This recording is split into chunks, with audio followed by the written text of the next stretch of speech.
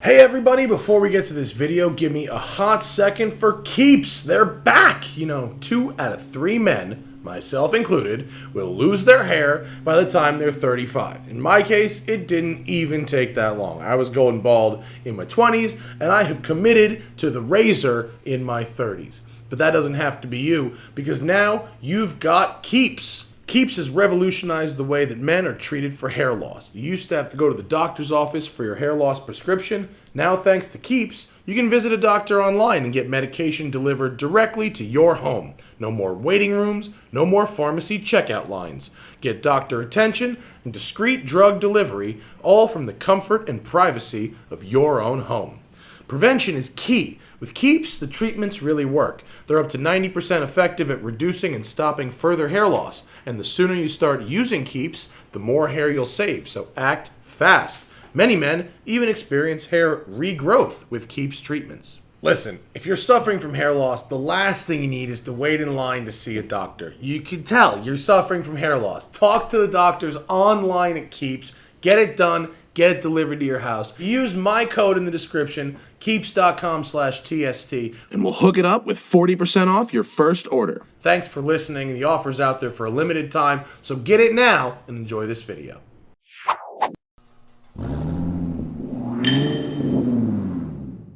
Good morning, everybody. Welcome to a very special area. I have chosen to drive the Range Rover Sport SVR.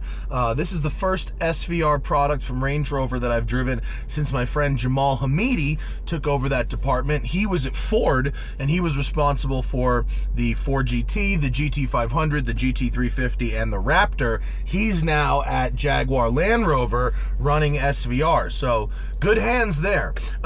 I am overall a fan of this car. This is the 2020 Sport SVR. It features a 575 horsepower, 516 pound-feet of torque, supercharged V8, all-wheel drive, obviously, with all the Range Rover off-roading hardware you could ask for, plus the sports driving. So I love how it looks, I love how it feels to the touch, and I really like how it drives, but that doesn't make it perfect. Let's see what I'm talking about. We're gonna put our drive select mode into dynamic, we're in sport, we're in manual, and we're making her loud. Here we go.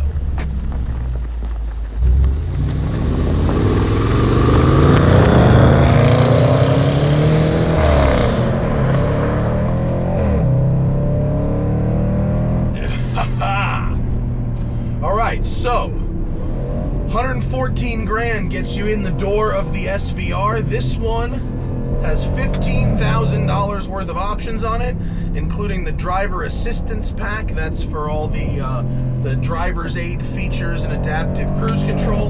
The Estoril blue color, which I might personally skip, and the gloss black wheels, as well as some interior touch items.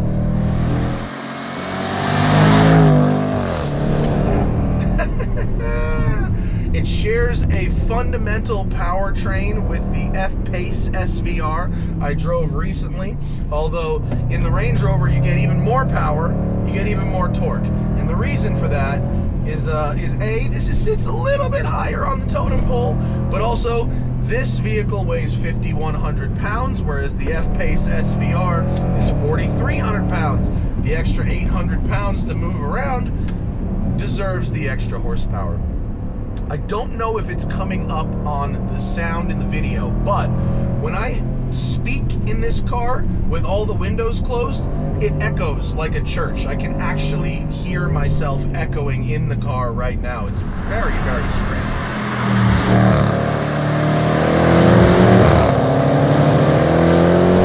As you can see, mobbing fairly hard. 5,100 pounds. We've got sport adaptive suspension. We've got 22-inch Continental Sport Contact Y-Series SUV tires. So that means they're rated for high speed, but they're also kind of all-season-y because the SVR can do some off-roading. Will you do some off-roading? Well, that remains to be seen. But it can. It can. It is slightly lighter than the regular Range Rover Sport. It has a very neat carbon fiber hood. That looks expensive. And actually, despite being carbon fiber, it still does act as an airbox, as the Range Rover hoods do. It's a really trick little thing they do, where the airbox is the hood. It becomes this bubble, so it's almost like a snorkel for off-roading. It's a really, really neat design. 295 22s on those tires, so they're meaty. Now, is this a sports car? Is it a supercar? No, but it's not trying to be. You know, that F-Pace SVR I drove, it took that direction of being the live sports touring vehicle, right? It's like a sports sedan with a little height on it more than anything else. This, from the second I get in it, I go, oh, they made this one to be different. They're trying to work on weight reduction, but it's not a priority because the heft really does give you a luxurious feel. You know, that F-Pace SVR was 90,000 as tested. This is 130,000, excuse me, as tested. So that $40,000, part of it I feel in the heft of the car. It's a little more solid, a little heavier. Heavy equals a luxury feel in a lot of ways. This also has more leather. The lower glove box surfaces, the lower door panels, things like that are better trimmed in the Range Rover. So you can kind of see that way where your money goes.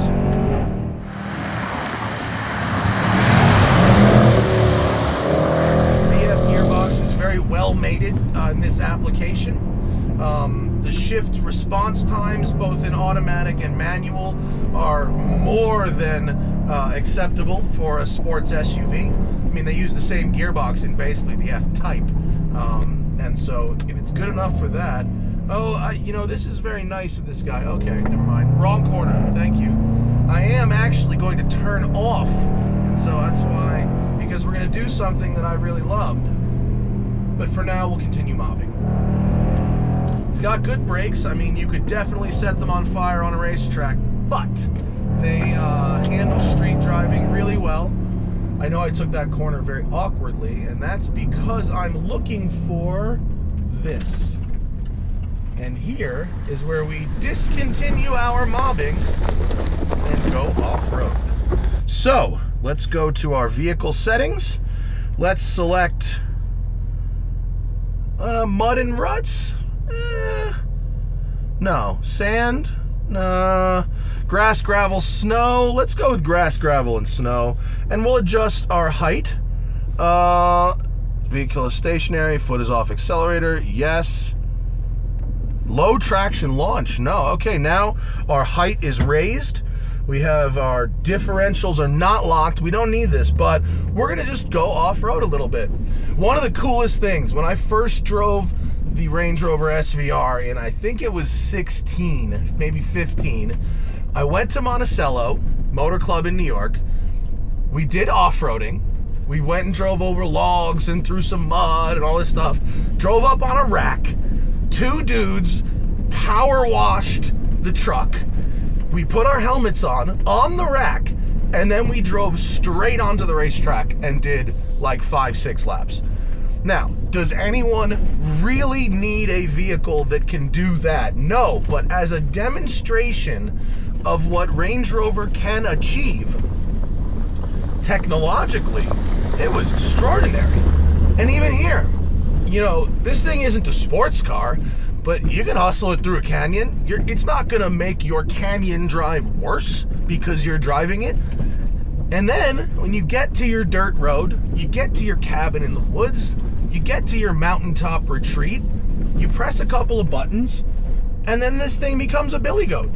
I mean, don't forget, look, I understand this is not a difficult trail, okay? There are a lot of cars, I don't want to say sedans, because there is some rocks and stuff, but your basic crossovers can get up this. But that's not what I'm saying. Your basic crossovers can't run 12-second quarter miles. They're not doing 0 to 60 in the fours, low fours. They're not going 175 miles an hour. and they're not offering this level of luxury while doing it. We've got every luxury feature almost that you could imagine.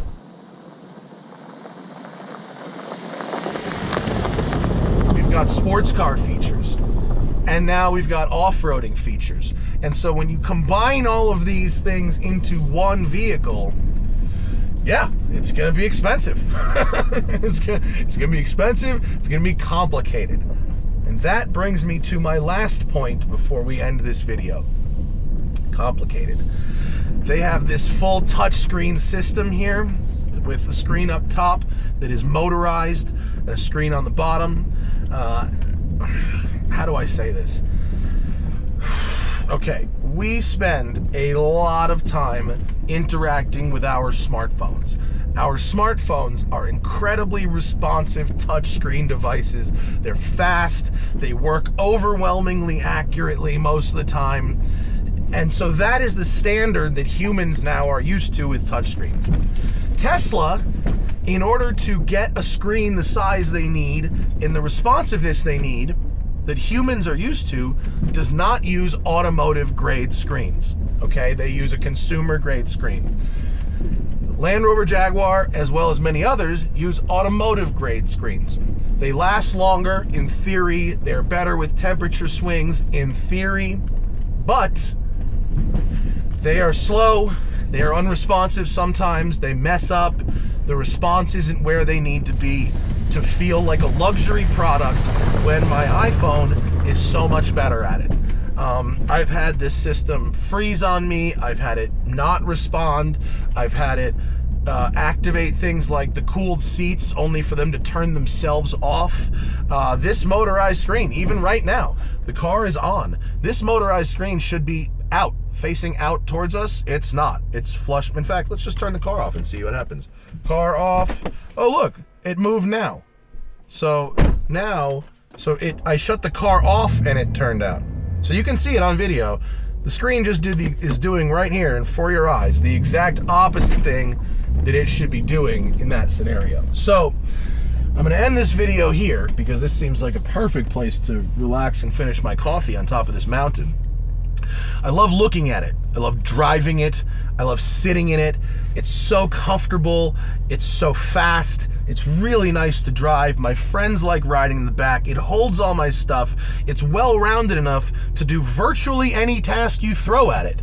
And in that context, it seems like a good deal. Except that advanced stuff, it doesn't work that well. And if I spent $130,000 of my hard-earned dollars on this vehicle and I had to interact with that system on a daily basis for 4 years, I might be kind of annoyed. So shout out to Land Rover for letting me have the car. I like a lot about it, but y'all really need to get your touchscreen game going on. I remember back in the day when it was a big point of a Land Rover that you could do anything with gloves on. Big bulky knobs, that was the point, right? You could change things with gloves on.